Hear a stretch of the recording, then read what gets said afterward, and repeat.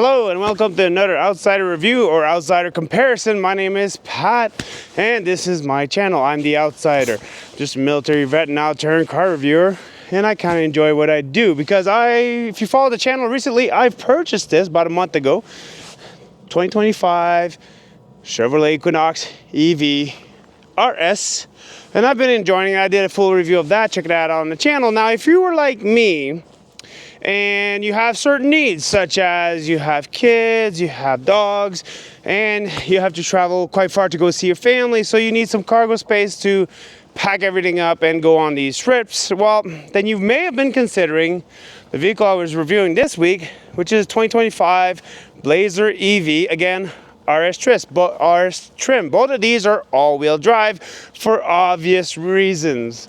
I'm in the mountains, not a lot of snow plowing going on over here. You definitely a lot of incline. You need that all-wheel drive. So for this, all intents and purposes, I will be throwing some all-wheel drive specs in there because these are the vehicles that I have. Now, let's get right into it. I am also going to measure some stuff. I got my Milwaukee measuring tape right here.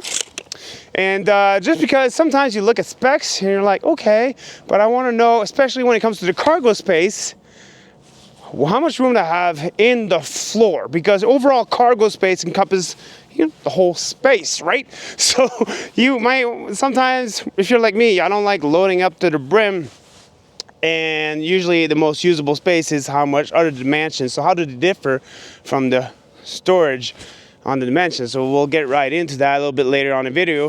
But I'm going to start with the easy specs. So first and foremost, let's go with power, horsepower and such. So from the Blazer, 300 horsepower, 333 pounds-feet of torque, compared to 300 horsepower, 355 pounds-feet of torque. But that basically equates to them being 0 to 60 in 6 seconds. So it's power output.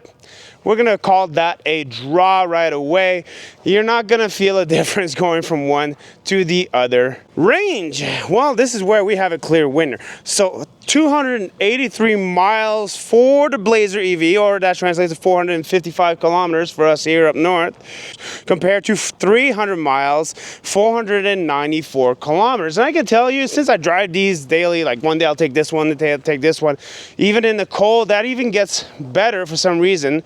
But I think that might have to do with some modification here that I did with my snow tires. I have 17-inch wheels, and compared to 21s here, this is a press vehicle, so they decide what they put on. Wouldn't be my personal choice, but that may be a big difference, because in similar temperatures, I think it was about -5 degrees when I did the long trip. With this one, I got 260 kilometers, and with this one, I was able to muster well above 320 kilometers. So there's a bigger discrepancy with the cold, and again, caveat, I'm gonna allot that a little bit to the 17-inch wheels that I had put on, and I strongly recommend you do that when you do buy it, and if you need winter tires on.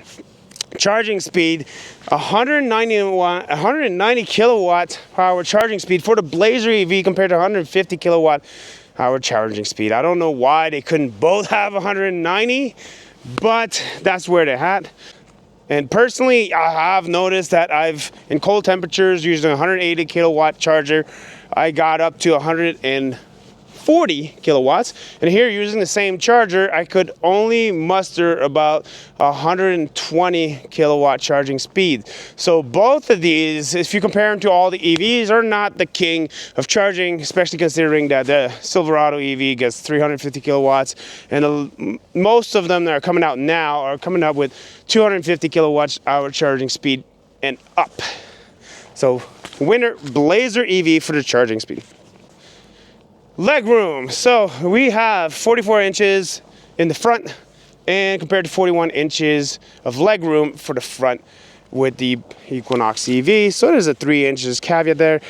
That being said, I'm not particularly tall, but I think if you're 6 feet, both of these vehicles are going to be just fine. I think if you're maybe above average height, then that's probably where it's going to come a little bit more of a difference. Now let's talk a little bit about the second row, so the passenger seats in the back there.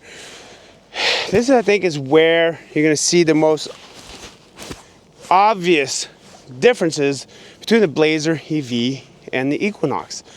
The Blazer EV will actually give you 3 inches more of headroom than compared to the Equinox EV. That's got to do with it slanting a little bit sooner. So 3-inch more of headroom.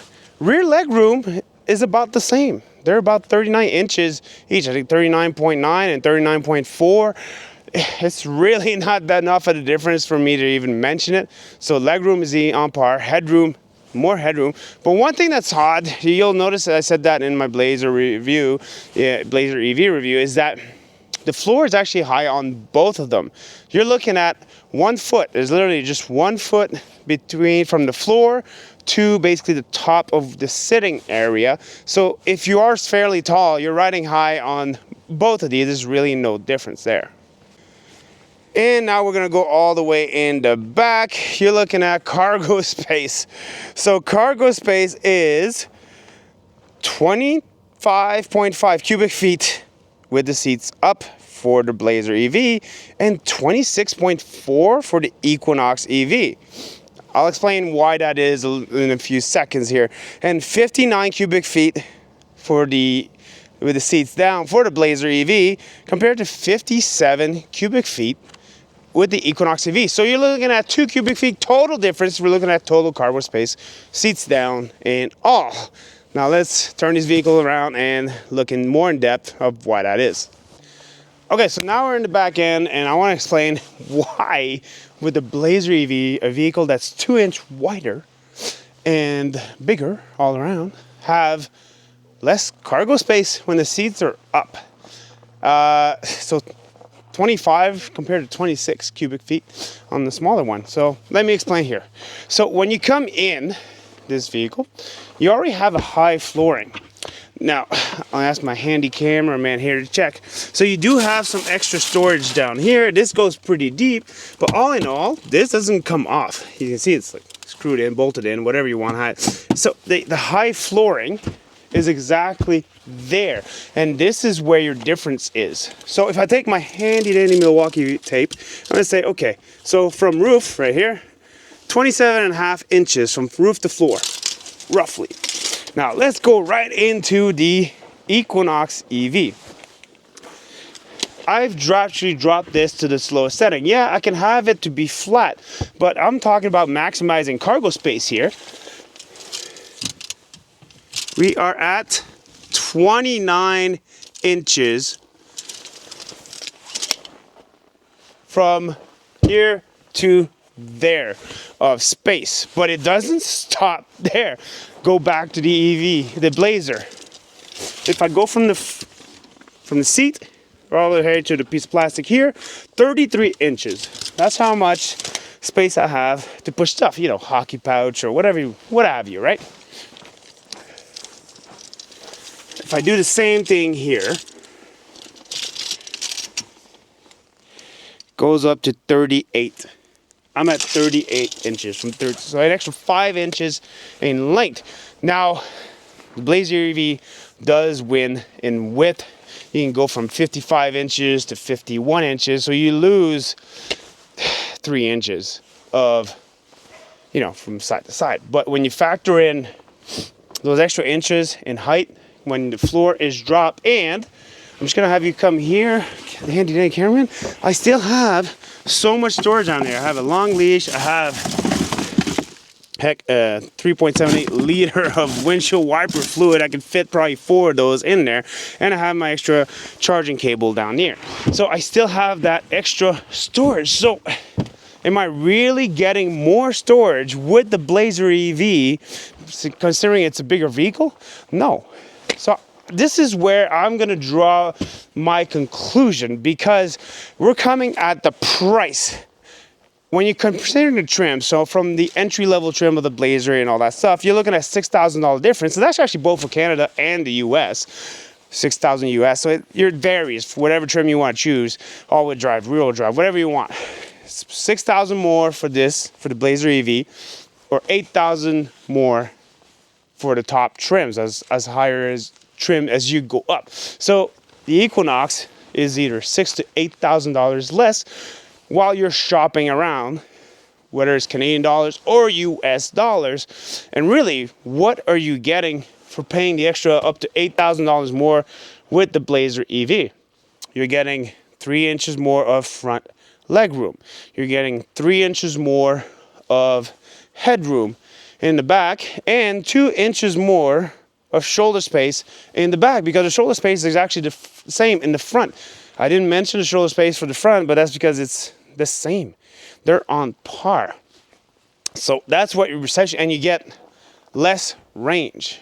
And from real life range, it drastically gets even worse, because from driving these two, I can tell you it's up to a 50-kilometer difference between that the Equinox EV will give you more than the Blazer EV. Now you might say I'm biased because I bought this. Not really, because I was looking at both of these. But if you really want to throw in exactly why I purchased the Equinox EV over the Blazer EV, look at the charge port. I'm going to show you some footage right there. It's motorized for the Blazer EV. I don't trust it. I don't think that's going to last long. And it's mechanized. Now, if you look at the door handles, well, it's manual door handles on the Blazer EV and then not on the Equinox EV. So choose your poison, right? Which one you think is going to either fail the most. But these doors have been frozen solid and they still managed to pop out just great. One thing I'd give you a little bit of a hint to. So you got the approach key. The door handles pop up when you approach the vehicle. You might want to turn that off in the winter, because as you brush snow off and it gets inside, then that's when the door handles seem to have a hard time closing. But this is not a review of the Equinox. I'm just throwing in some free tips there. Here you go. Tip below by commenting. But that's just where I stand. When I compared all the numbers, I was looking at the Blazer EV and I'm like, it's actually not that much more space unless you have bigger people in the back as passengers, like teenagers that play football or something like that. Okay, so that's basically what I'm gonna close with, right? The Equinox EV has more cargo space with the seats up, and let's face it, if we have family members, usually those seats are up, right? It's got a lower floor, and only when you put the seats down do you start seeing a difference, and that's 3 cubic feet of difference. 2 cubic feet, sorry, and that's 2 cubic feet difference, not all that much, and that basically comes from having the wider space. So you guys comment below, which one would you buy if you're shopping around these two? Do you think that the Blazer is worth the $6,000 to $8,000? Now, obviously, those are retail price, and there's always selling price that might change and fluctuate, but I'm very interested to hear below. As far as drivability, I'm not even commenting too much on that. And efficiency, well, that translates into the range. This one is more efficient because it is a little bit smaller, more compact, and the range is greater. So thank you for watching this review. My name is Pat. Like, subscribe, drop your comments. Let's have this conversation. Do you guys think it's worth to go with the Blazer EV? I say no. What do you say? See you in the next one.